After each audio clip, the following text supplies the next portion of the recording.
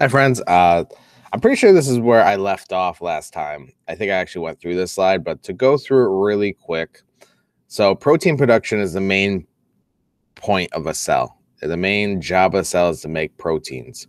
And DNA has the instructions for those proteins. And so, in your nucleus, where the DNA is, it's basically just a code that makes specialized proteins, thousands of them that make you, you. So, DNA has instructions to build proteins. The instructions then are read and written out somewhere on a sticky note, which is the mRNA, and it's sent to the ribosomes. The ribosomes then make the protein.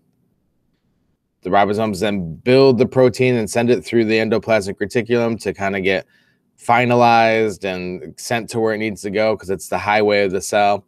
And the proteins then go to the Golgi apparatus where they're packaged up in a cardboard box kind of thing. Like, I mean, not really a cardboard box, but you get the idea. Like, it's packaged up kind of like when we ship something and then it's sent out to where it needs to go, either inside the cell or outside the cell. And so this process is protein production. It's the main point of a cell. It's the main job of the cell. It's what everything is designed to help do. It's why we have energy for this to happen. It's why we have DNA to build the proteins. Everything is specified around this idea because proteins are the building blocks of life. So therefore, you kind of have to build them. And so that's what the cell's doing. So we have animal cells. Some of you guys drew a picture of an animal cell.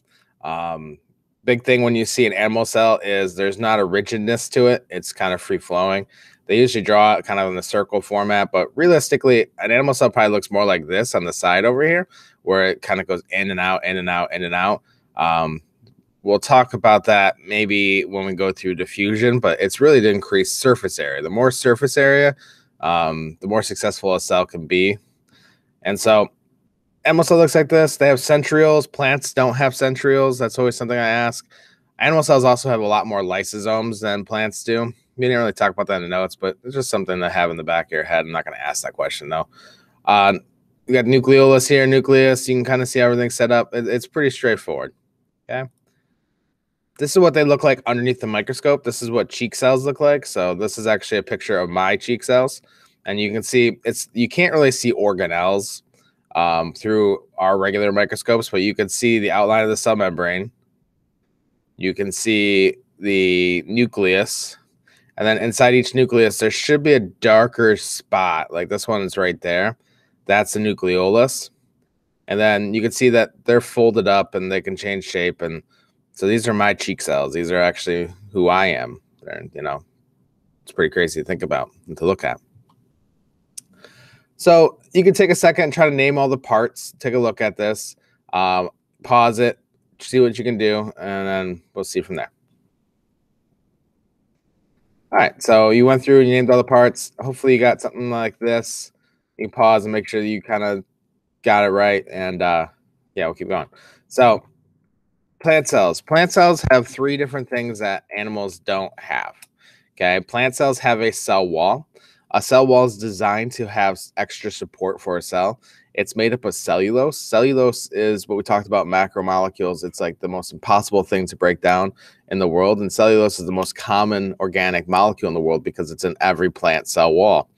And this cell wall gives a rigidness to plants. It makes them tough. It makes their cells a lot harder to break down, but also it makes it harder for them to move, which makes sense. Do plants need to really move? Not really. They don't have to be kind of flexible like we do because we're moving around. And so that rigidness is okay for them, but not really for us. The only other organism with cell walls, bacteria have cell walls sometimes, and funguses have cell walls sometimes. Another big thing that plant cells have are chloroplasts. Now I call these the cafeteria of the cell. The cafeteria cell because they're making the food. So for us, we have to go eat food. Well, plants can't really do that. And so they have to make food through photosynthesis. You've talked about that before. And them making food is with the chloroplast. So they're actually making their sugars. While you have to go out and eat your sugars, they have to make them. And so that's what the chloroplast is doing.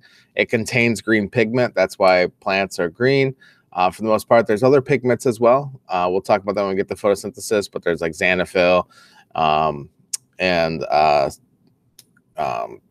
carotenoids and things like that that produce colors underneath the green, and that's why leaves change colors. And then the central vacuole, we already talked about this, but I want to bring it up again. Plant cells have a giant central vacuole. They have one big vacuole that's a large container that's holding all of their extra water. So looking at a plant cell, can you identify all the parts? So take a look here, see what you can do, and see if you guys can get them all. Okay, so looking here, I don't want to go through all of them, but we have the rough ER, smooth ER. You can see rough ER because of ribosomes, a nucleus, nucleolus, mitochondria. Remember, plants do still have mitochondria. A lot of kids get that wrong, but they still do have them. These little purple dots are ribosomes, sorry. This is our Golgi apparatus. These are our chloroplasts. Okay, our chloroplasts. These are cytoskeleton. This is central vacuole. Cell wall, cell membrane. Cell membranes on the inside, cell walls on the outside. You notice that there's no centriole. That's only found in animal cells. You also notice that there's not a picture of a lysosome here. Lysosomes are very rare in plant cells. Most times plants will actually keep their waste in their central vacuole. So this is what plant cells look like underneath the microscope. This is seaweed, and you can kind of see here, each one of these circles here is a chloroplast. Okay, and the nucleus is this darker region here, but it's not really a good look at any of them. But you can kind of see that these are the outside cells of a leaf. So they're going to be very full of chloroplasts so they can make food. And so that's what these little green discs are.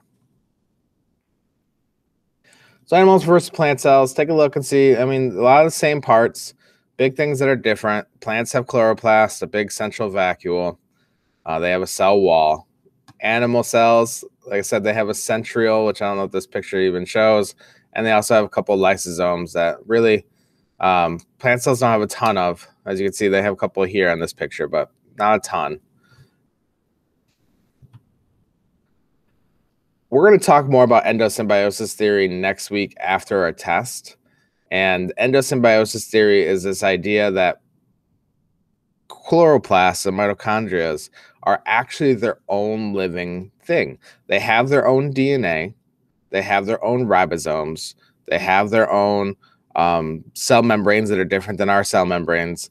They're a very different organism living inside of our cell. And what is really the clinching piece of evidence is they're actually still mitochondria and chloroplasts that live by themselves out in the wild, like on the desks around you. There's chloroplasts and mitochondria living there without living inside our cell. And so we engulfed them one point in our evolution, and we just kept them in there. And since they've been in there, we've used them and they've used us. They get a safe home, and we get extra things from them. Like mitochondria, we get extra energy. Plastids or chloroplasts, chloroplasts make the plants food.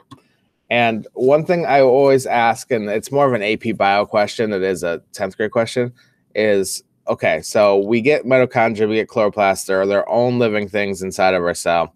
Which one had to come first? And the answer is the mitochondria. And why that is because the mitochondria is found in plants and animal cells. And then plants and animals divided off, and plants got a chloroplast. And you can kind of see this here. This is the divide of plants and animals. Plants went this way, then got a chloroplast. Animals went this way, and then they never got one and just kept their mitochondria. So we're going to talk a lot more about the endosymbiosis theory. Don't think like it's really not going to be in the test. I asked one question, I think, on the study guide about it really quick, but it's really just an idea that we've brought in a different living thing, and that living thing still lives inside of our cells to a point where, like I said, we can't even replace them if they die. So if they die inside of a cell, only mitochondria can make other mitochondria. Only chloroplasts can make other chloroplasts. So once they're gone inside a cell, and that cell will probably die. Last but not least, the cell membrane. A cell membrane is selectively permeable.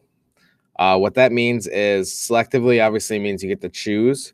Permeable means how much can get in and out. So selectively permeable means it gets to choose what goes in and out of it. And it regulates what comes into and out of the cell and what leaves the cell. So it's not just about what comes in, it's also what goes out.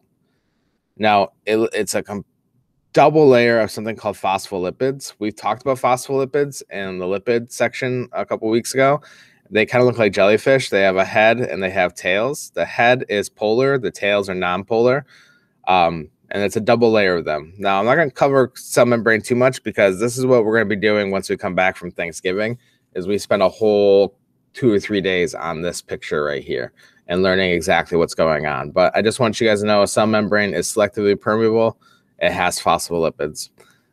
All right, guys. Well, that's it. That's it for all the slides. I hope that you guys got the notes down. If you need any help, let me know.